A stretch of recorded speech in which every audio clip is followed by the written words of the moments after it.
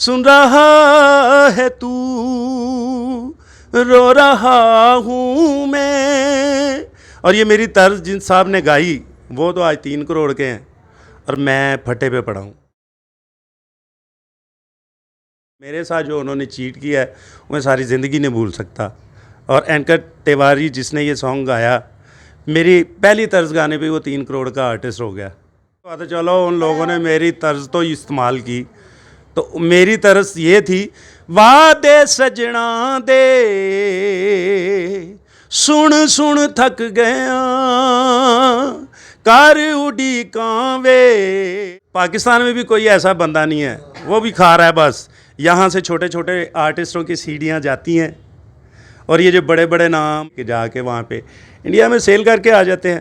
केड़ी गल ते तिड़दा ए खावे हक यतीमां दा, माड़िया मसकीनां नाल गरीबां दा।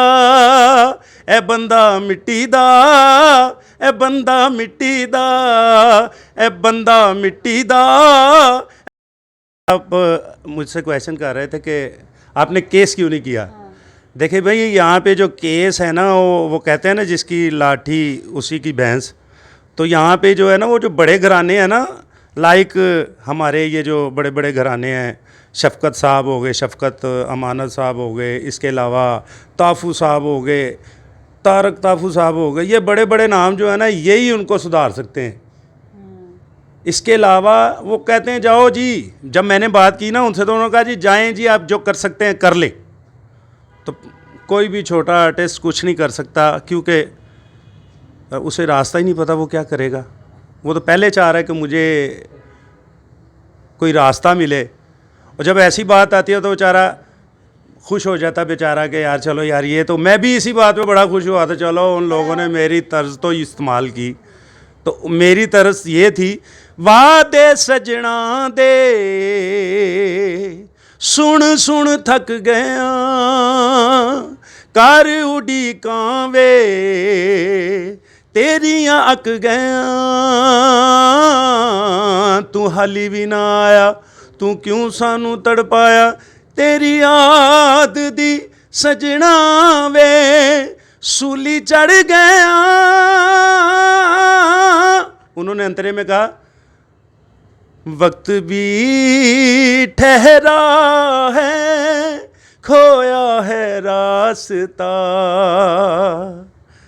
आए ले जाए बस इतनी सी इल्तिजा, ये मेरी ज़मानत है, तू मेरी अमानत है। सुन रहा है तू, रो रहा हूँ मैं। और ये मेरी तर्ज जिन साहब ने गाई वो तो आज 3 करोड़ के हैं और मैं फटे पे पड़ा हूँ। Thank you. ये बड़ी बात है कि एक इतना टैलेंट जो है, वो असल टैलेंट, असल जो हकदार होता है उसको क्यों नहीं मिलता। ये यहाँ का बहुत बड़ा अलमिया है कि यहाँ हकदार को हक क्यों नहीं मिलता। लेकिन अब जो है ये सोशल मीडिया जो है, आपको पता है आपके अपने हाथ में, आप बता सकते हैं लोगों को, आपके साथ नाइंसाफ़ी तो हो ही नहीं सकती।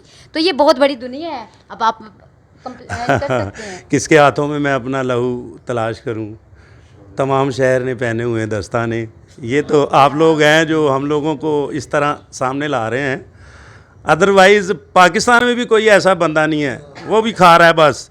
यहाँ से छोटे छोटे आर्टिस्टों की सीढ़ियाँ जाती हैं और ये जो बड़े बड़े नाम जो शायर हैं, बड़े बड़े लोग हैं, ये लेके जाके वहाँ पे इंडिया में सेल करके आ जाते हैं।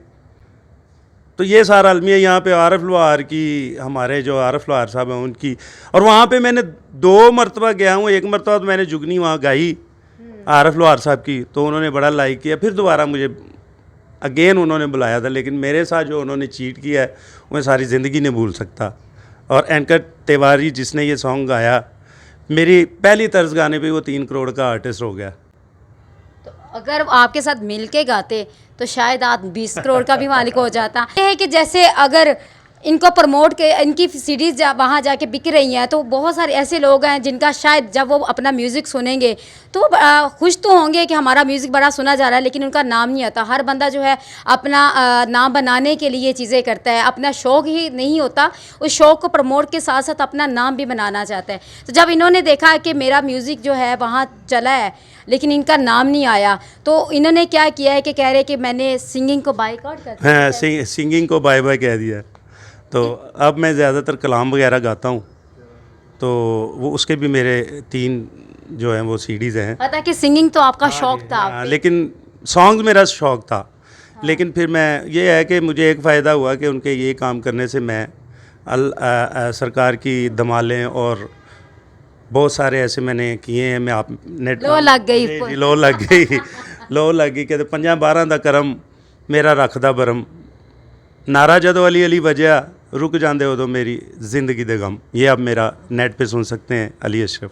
और लिखते भी आप खुद हैं? नहीं, ये जो मैंने लिखा है ना, ये सुन रहा है तू के जो मेरी तर्ज चोरी हुई है, ये मैंने खुद लिखा है। लेकिन इसके अलावा मेरे मुख्तलिफ़ लोगों ने लिखे हैं कलाम जो मैं परफॉर्म कर रहा हूँ और गा भी रहा हूँ। सिंगिंग के साथ आपका इश्क था, मोहब्बत तो बहुत कम छोटा लफ्ज़ हो जाता है, इश्क था। और इश्क आपका इतना मतलब क्यों अफसरदा हो गया कि आपने गायकी ही छोड़ दी?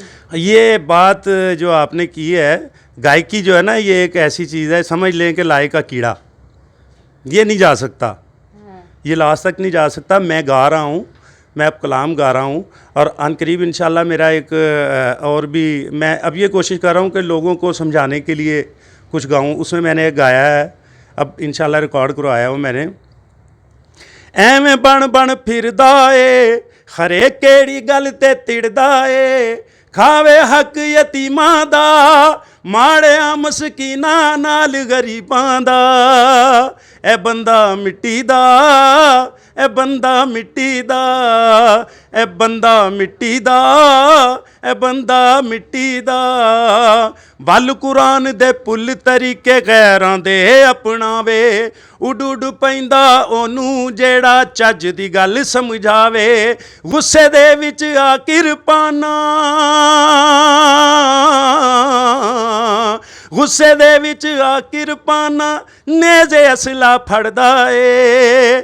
ਇਹ ਬੰਦਾ ਮਿੱਟੀ ਦਾ, ਇਹ ਬੰਦਾ मिट्टी दा। इसके अलावा मैंने अब फ़लस्तीन पे लिखा है और इंशाल्लाह 1-2 दिन में मैं कोशिश करूँगा कि उसको मैं नेट पे फेंक दूँ। मैं इंशाल्लाह ताला वो अनकरीब ही ना, मैं अपना एक सॉन्ग फ़लस्तीन के लिए है जो मैंने लिखा और तैयार है तकरीबन।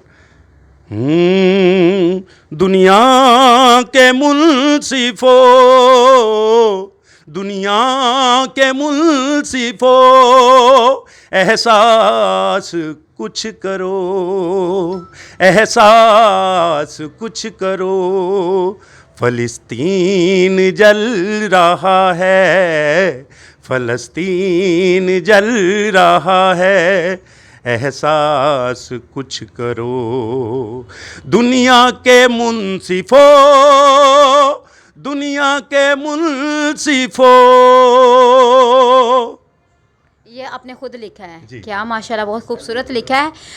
जी नाज़रीन, आपने सुन ही लिया है कि असली हकदार कौन है। बहुत सॉन्ग आपने सुना है, आशिकी 2 को आपने दोबारा सुना और आपने इनकी आवाज़ वाला, और आपने ख़ुद जो है आपने बताना है कि आया वाकई ही ये कॉपी की है। और इनकी बात हकीकत है कि वो हमेशा से कॉपी करते आ रहे हैं और चोरी करना उनका बड़ा एक पेशा बन गया हुआ है।